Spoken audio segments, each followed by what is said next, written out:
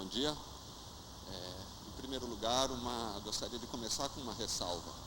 O tema desse debate, a nova ordem internacional, é de enorme complexidade, tem sido debatido por um conjunto importantíssimo de cientistas sociais, de economistas, de cientistas políticos.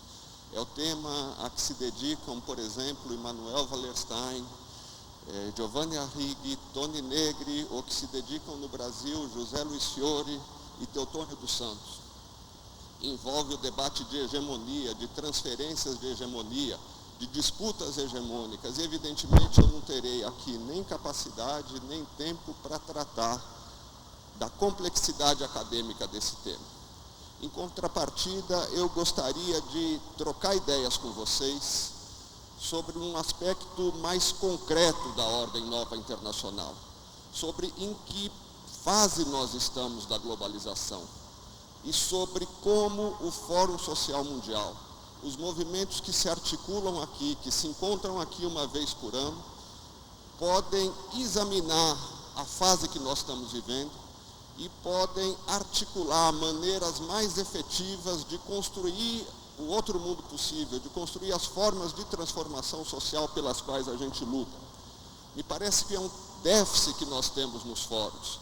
Nós estamos muito acostumados a trocar ideias sobre o que os nossos movimentos fazem, a anunciar as nossas lutas, mas nós raramente ocupamos o nosso tempo nas nossas reuniões para discutir, para examinar mais coletivamente o cenário internacional, para trocar ideias, para divergir inclusive sobre isso, para tentar chegar a opiniões comuns ou mapear as nossas divergências, e para que essa reflexão ajude a alimentar e ajude a potencializar as nossas lutas. No meu modo de ver, em torno do tema nova ordem internacional, nova ordem mundial, se deram nos últimos 30 anos, em primeiro lugar, uma grande transformação. Mas, em torno a essa grande transformação, houve, nesse curto espaço de tempo, três conjunturas bastante distintas entre si. A primeira grande transformação é uma mudança no padrão da organização política do mundo em relação aos séculos anteriores, que começou há cerca de 30 anos. Desde a Revolução Francesa, as esferas essenciais de poder eram as esferas nacionais e as esferas subnacionais ou regionais.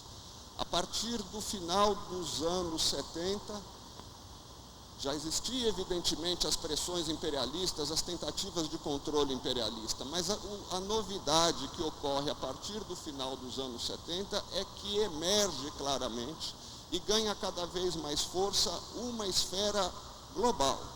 Uma esfera global que passa a influir crescentemente nas decisões dos governos e nas decisões das sociedades, muitas vezes ocupando os espaços que eram antigamente ocupados pelos governos e pelas sociedades e evitando, impedindo que os governos e que as sociedades, muitas vezes, decidam sobre seus próprios destinos. Então, algumas das características desse processo são a liberalização dos mercados financeiros a partir do final dos anos 70, a integração econômica com a deslocalização de grandes empresas para países onde não estavam, em busca de mão de obra, em busca de direitos sociais rebaixados, em busca de vantagens fiscais dos estados. Aumento considerável dos fluxos migratórios nas últimas décadas. O surgimento da internet, que cria uma esfera de compartilhamento, de comunicação e de cultura no planeta. E uma característica essencial dessa ordem nova, dessa esfera nova de poder, é a sua opacidade. Nela não há democracia, nela não há representação e nem outra forma superior de democracia. Nela não há direitos de cidadania, nela não há transparência. Ninguém elege nossos governantes na Organização Mundial do Comércio. Ninguém debate qual será a posição que cada governo levará para o Fundo Monetário Internacional. Essas instituições não prestam contas, e, em geral, suas decisões são tomadas sem o mínimo conhecimento das sociedades. Esse processo prossegue. e muito possivelmente continuará apesar da crise econômica e financeira. E eu vou desenvolver um pouco, mas eu acho que na nossa opinião, na opinião de nós que queremos outro mundo possível, não é interessante defendermos o retrocesso para a antiga ordem dos Estados nacionais, mas continuarmos lutando pela transformação dessa nova esfera global. Muito bem. Nesse período, embora as coisas, a globalização, que é esse processo, e as políticas que marcaram a globalização sejam frequentemente confundidas, no meu modo de ver, há três fases completamente distintas nesses últimos 30 anos em que surge essa esfera nova. E elas mudam basicamente a partir das lutas sociais, dos movimentos de transformação social. O primeiro cenário, que começa com a eleição de Reagan, de Margaret Thatcher, no final dos anos 70 e vai até 1999, a grande manifestação de Seattle, é um cenário em que se mistura com a globalização uma hegemonia praticamente indisputada das ideias neoliberais. Então, ao surgimento dessa esfera internacional se associa uma conjuntura de derrota da antiga tradição de esquerda no Muro de Berlim, de desorganização das formas de resistência mais tradicionais dos trabalhadores, como os sindicatos, as greves, por conta, inclusive, da deslocalização da produção, do aumento da automatização, do aumento do desemprego. É o período dos ajustes fiscais em todos os nossos países. É o período da privatização dos serviços públicos. É o período da ideia de que o Estado atrapalha o desenvolvimento das iniciativas produtivas. É o período do Estado mínimo. É o período da intervenção mais dura do Fundo Monetário Internacional nas nossas economias. É o período, inclusive, em que o capital ousa algumas iniciativas que teriam transformado para pior ainda a ordem que vivemos, como, por exemplo, o Acordo Multilateral de Investimentos em 1998 e a rodada do milênio da Organização Mundial de Comércio em 1999.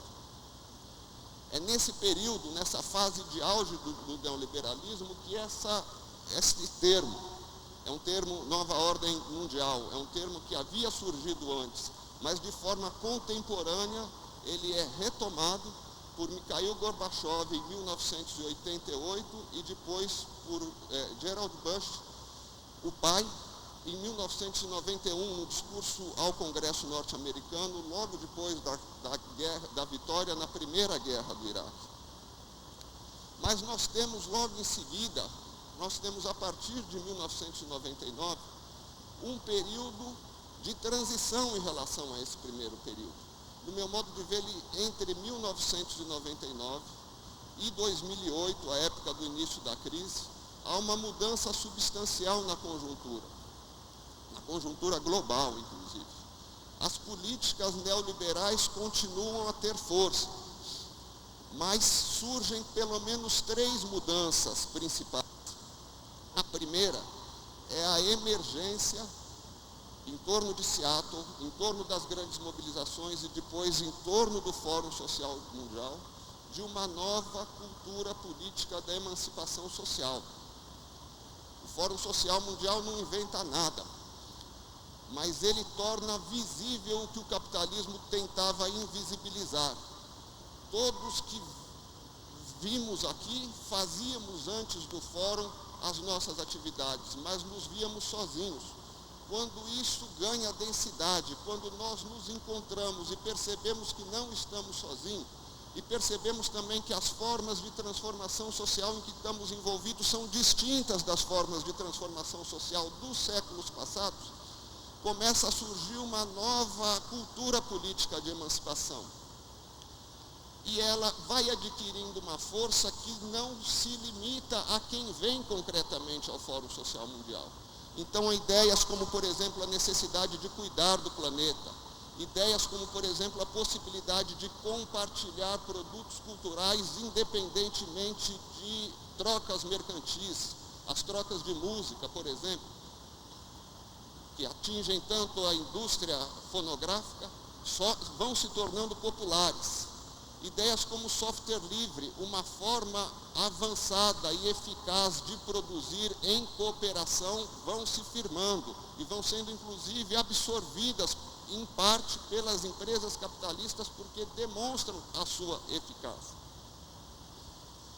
Em segundo lugar, há uma dificuldade crescente dos donos do mundo, dos governos, principalmente dos governos dos países do G8, de manter a possibilidade de ditar políticas para o resto do mundo. Então, fracassa o acordo multilateral de investimentos, fracassa a rodada do milênio. A rodada de Doha já é uma tentativa muito rebaixada, porque percebem que era impossível aplicar um projeto como a da rodada do milênio. Fazem concessões verbais ao direito ao desenvolvimento, ao direito à igualdade. É evidente que são hipócritas, mas têm que fazer essas concessões e mesmo assim estão paralisados. Então, há uma espécie, nesse período, de curto-circuito na capacidade do capital de continuar ditando e ampliando as suas políticas. Em terceiro lugar, começa a surgir, em especial na América Latina, uma conjuntura institucional nova. O período anterior tinha sido marcado muito fortemente nessa região nossa pelo predomínio de governos eleitos com grande força popular, de governos claramente neoliberais. A década de 80 e a década de 90 foram completamente marcadas pelo predomínio dessas ideias que tinham popularidade entre as nossas sociedades. A partir do início do século, esse círculo começa a se inverter. E governos que também são distintos da velha esquerda, mas governos que têm muita identidade com as maiorias e governos que de distintas maneiras, muitas vezes contraditórias, mas que já não se aliam da mesma forma às políticas neoliberais, são eleitos, são reeleitos e começam a ter maioria, começam a formar maioria social. É uma fase bastante distinta.